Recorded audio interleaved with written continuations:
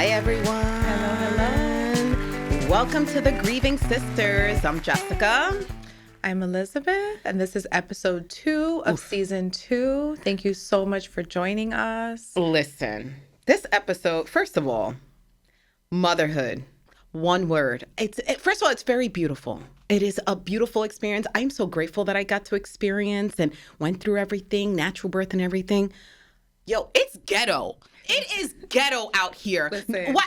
I'm still waiting for my hairs to grow back. Like, what? It's ghetto. There's a highlight reel of motherhood, but then there is also let's keep it real. Grief that happens, and so much grief. We promised y'all, like, it's not just gonna be doom and gloom, inherent death. No. We are gonna talk about different types of grief, and today's episode is dedicated to the grief that comes along with motherhood. Yes, and that's why I have to represent Kiki real quick. Kiki, I'm a mother.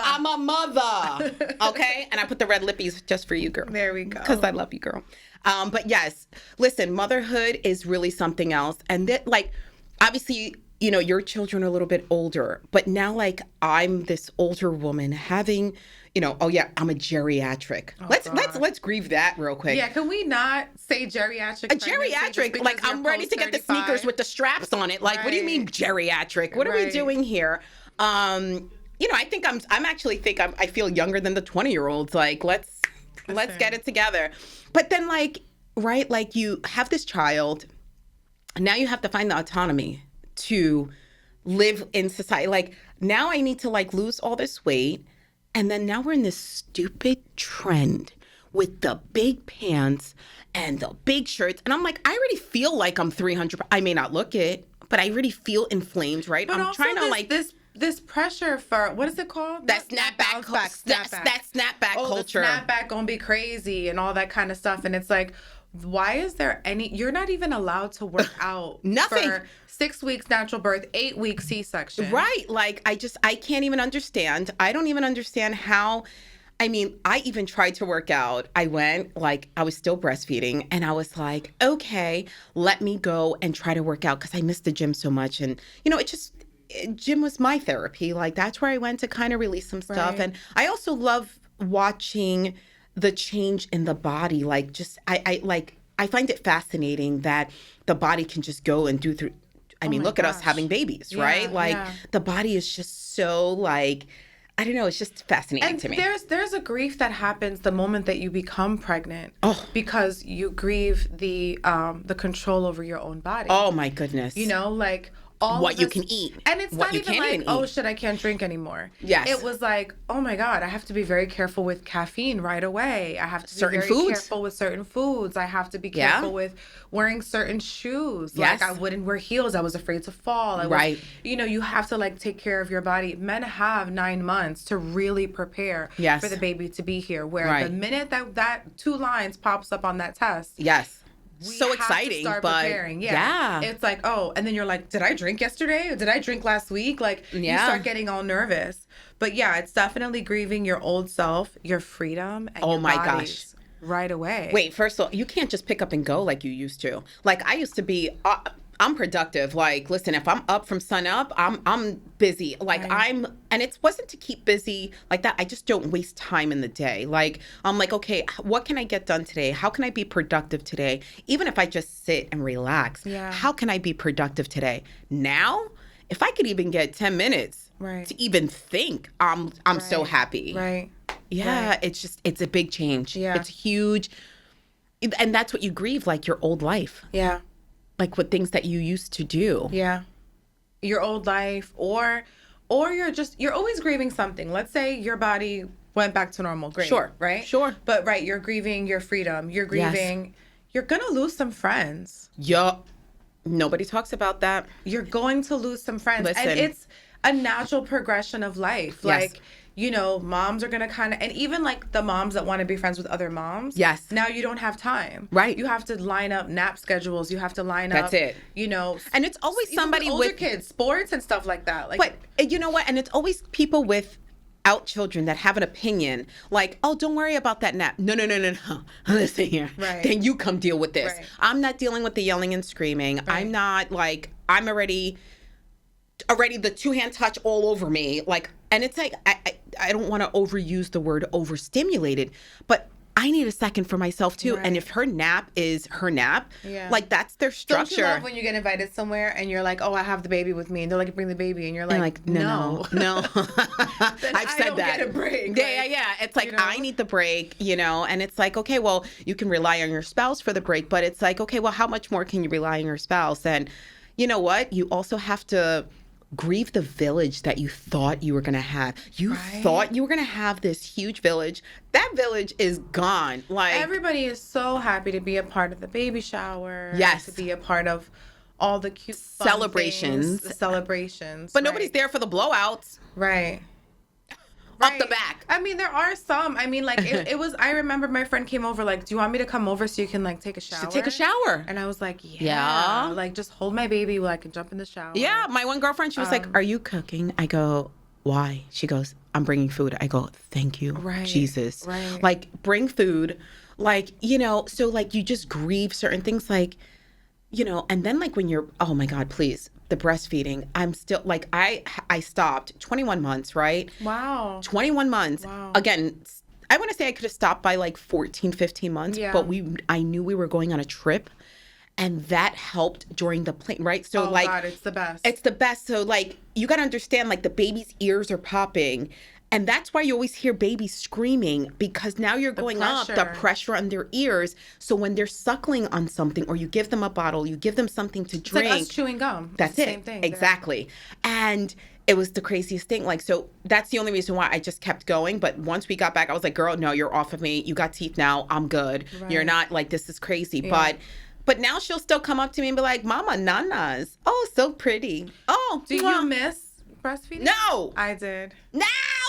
Give me my boobies back. I did. It was like something that was so, I know it's weird. No, some people really. Say it's like hell, but I really enjoyed it. Yeah. Like, I was like, I don't have to get up and go make a bottle. Oh, like, yeah. I could just grab you. I did both, though. I did pump and I did both. I did both, yeah. But no, yes, at nighttime, I was like, oh, okay, just whoop, here you go back to sleep, Yeah. But it was like, for me, it was just getting more exhausting, because she was just getting up every hour on the hour just to snack. And I'm like, all right, I'm tired. Right. I'm like pretty much like, and that's another thing, right? Like that brain fog. Like, I'm sitting there drinking, I was up to 3 cups of coffee, because I was just like, I'm exhausted. I'm only getting 4 hours. So that's another thing. Consistent sleep. Sleep hygiene is the number one, like, best thing in the world to lose weight, to just regulate your nervous system, just everything. Sleep is everything. But how about the newborn fog? Like, nobody's sleeping. Right. Like, get real, like, you're trying to, especially as a new mom, you're trying to adjust, Yeah. But, and there was one thing, because of course I got to bring this up. What? How about wearing thongs? Like, I'm just so glad to not wear like, listen, if you see a panty line now, like, I'm wearing regular, like, underwear now. Like, I'm wearing panties, like, but not like grandma panty. Not but like, I can't, like, what am I gonna do? Well, like, and unhook it out your butt? You leave the hospital and they give you like diaper. Crazy diapers to wear. And you're like, I'm matching my baby. I already feel like shit. Yeah. I already feel bad. Now I look bad. Now I'm wearing a diaper. Like, yeah. You are seen. Mom. Yes. You are seen. Yeah. Now, like, even getting changed in front of people now, I'm like, oh, yeah, I don't care anymore. Yeah. Like, did you see me naked? Right. And that's another thing, right? Like, we used to be, like, a little bit, like, not insecure, but just, like, more private about our bodies. But then, like, you got to leave the bathroom door open because, right, they're banging. Mama. Well, that's another thing. You grieve your privacy. Oh. There's no more privacy. There's no How about privacy. Your makeup? Gone. Makeup gone. Shoes. Clothes. Mama, gonna wear this. Girl, it doesn't fit you. And then she's dragging it all throughout the house. Like, what are we doing here? Right. Listen, motherhood is absolutely beautiful. Yeah, we're not bashing. But it's ghetto. We just know the grief that comes along with it. Yes. And even, like I said, like, my little hairs is still, like, messed up my edges. Like, what are we doing? Like, How about the mental load? How about that? Like, I think we need to talk about grieving that mental load, right? Like, we used to only just be worried about us going to our basic, like, primary doctor, going to our OBGYN, and, like, call it a day. We did our dentist. We did our eye doctor. Now you have to do this for another person. And possibly your spouse too, because they become neglectful, and then they want the attention too. Well, let's not get into that. You have it here, the decision fatigue. Yes.